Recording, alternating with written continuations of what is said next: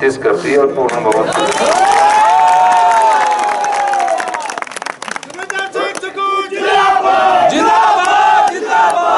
इसका ये मतलब है कि जो बीजेपी 4 जून को 2 सरकारें बनाने की बात कर रही थी, वो हिमाचल की जनता ने इसलिए नकार दिया क्योंकि वो हिमाचल में हमारी सरकार जो 14 महीने पुरानी है उसको चाहती है।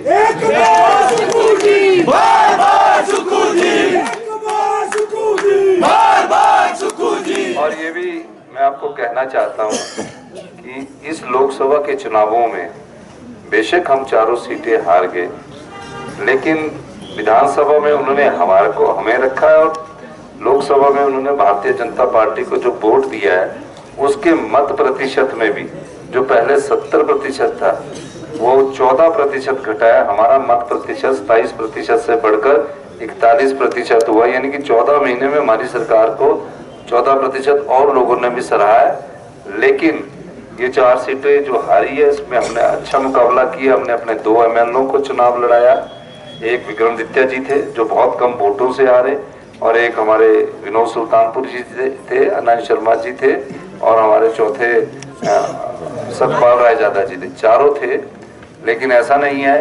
लोकसभा का नैरेटिव कुछ और था, विधानसभा का नैरेटिव कुछ और था। तो इस नैरेटिव में विधानसभा में तो जनता ने हमको रख दिया। अगर इनका इतने अधिक वेव होती तो 6 सीटें देते, 4 में हम जीत गए। और जो भी अब आने वाले अगले चुनाव होंगे उन तीनों को भी हम जीतेंगे निश्चित तौर पर।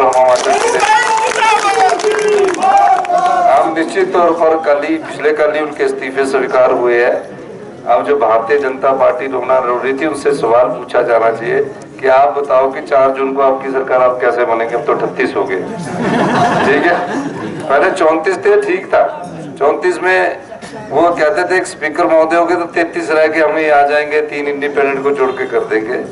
मतलब उनका गणित जो था कि वो सोच रहे थे कि 25 में से 6 सीटें जीतेंगे, 31, और 3 ये जो आजाद उम्मीदवार थे इनको लेकर 34 सोच रहे थे। 34 के साथ वो मेजोरिटी में थे और 33 में थे। तो लेकिन अब हिमाचल की जनता और भगवान के आशीर्वाद से, देवी देवताओं के आशीर्वाद से हमको 4 सीटें अधिक दी है, और जहां हमारी कमी रही है हारने में उसका अध्ययन करके आगे बढ़ा जाएगा।